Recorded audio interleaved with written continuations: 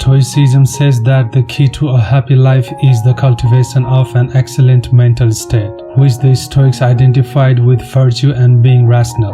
The ideal life is one that is in harmony with nature, of which we are all part, and an attitude of calm indifference towards external events.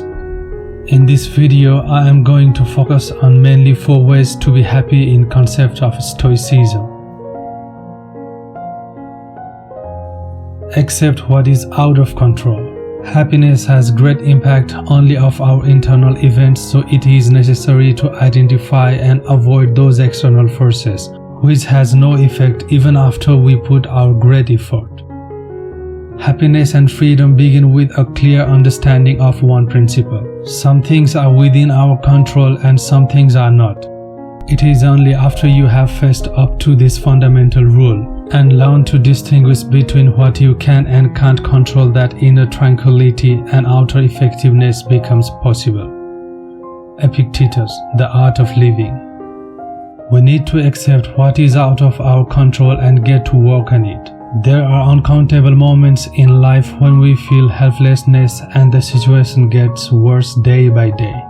For instance, the global pandemic caused by COVID-19 has created an unexpected problems in the life of every human being. The way of living is stopped and there have been no way to get out to the normal days yet. New waves of crisis and unknown variants of disease have established, which will ultimately cause for many years of sufferings and pain. Despite of efforts from worldwide intellectual bodies and vaccine creators, situation is out of control and we have no other options than accepting it.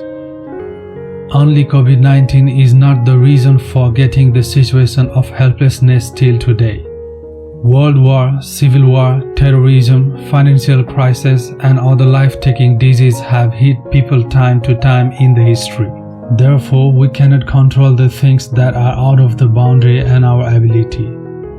No matter how hard we try, it's better to forget how much we can do and stop to be worried too much.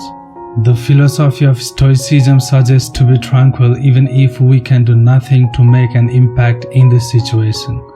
This is the key to happiness in life. In The Art of Living, the things on which we can have an impact are stated well, which insists to concern only the things which can be influenced by us. Within our control are our own opinions, aspirations, desires, and the things that repel us. These areas are quite rightly our concern because they are directly subject to our influence. We always have a choice about the contents and character of our inner lives. Epictetus. Marcus Aurelius regularly reflected in his book Meditations on the vastness of the universe and the infinity of time stretching into the past and future in order to put his own short life into wider context. The world doesn't revolve around us, but it is the part of nature which fits in the universal system and we people live inside it. We are under the domination of the nature, so we cannot control the world. Epictetus explains, if you expect the universe to deliver what you want, you are going to be disappointed. But if you embrace whatever the universe gives, then life will become a whole lot smoother. Again, this is easier said than done, but this Stoic advice leads us to set our mind in accordance with the rule of nature. Control your thoughts. What are the things do we control? Epictetus argues that we actually control very little things happening to us. We can't control the people around us and what they speak or do. We can't even fully control our body, which gets damaged and sick, and ultimately die without regard of our preferences.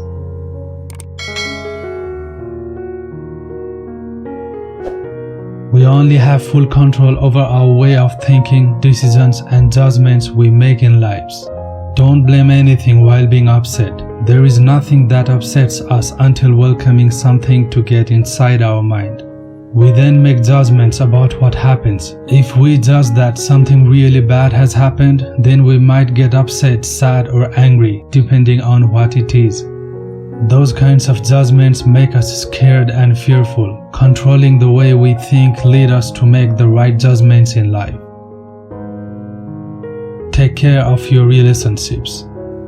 I can lay down for mankind a rule in short compass for our duties in human relationships. All that you behold, that which comprises both God and man is one. We are parts of one great body.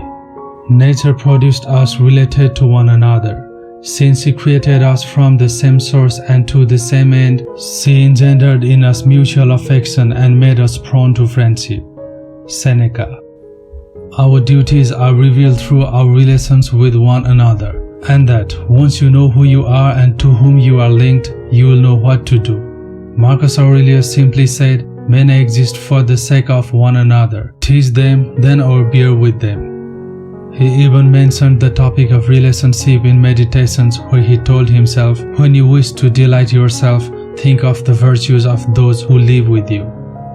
For nothing delights so much as the examples of the virtues when they are exhibited in the morals of those who live with us and present themselves in abundance as far as is possible. As you go through the difficult time, remember, it is both your duty and your obligation to be there for those you love, even if it's just by giving them someone they can talk to and share feelings. This is what makes life worthy and gives us a sense of purpose. Then happiness rises within you and on others too. Train your mind to make proper judgments. The Stoics don't shy away from the moment of struggle and difficult moments. Stoicism fully acknowledges that life can be hard sometimes. How can just thinking differently help someone who struggles for having basic needs in life such as food, shelter, clothes, and health facility? The Stoics' answer is that the person who suffers needs to develop the thinking abilities and virtues. Then only he can get rid of his problems. Obviously, everyone expects for only the favorable situations, but also need to train mind to face the reality of difficult time. Marcus Aurelius followed a strategy of reminding himself each morning that he was probably going to encounter a lot of angry, stressed, impatient, and ungrateful people during the day. By reflecting on this in advance, the hope was that he would be less likely to respond in kind. Whereas Aurelius was also well known to the fact that none of the people would give him hard time intentionally. Rather, they were the victims of their own mistaken judgments. No one chooses to be unhappy, stressed, angry, miserable, and yet these are in fact all the products of our wrong judgments. This is the thing within our control, so we can train our mind to change it into happiness, relax, calm, and generosity. Follow these Stoic concepts to be happy and overcome any kind of situation. Everyone suffers in life, but Stoic way is to build strength, overcome the bad time, and be happy in life. Thank you for watching.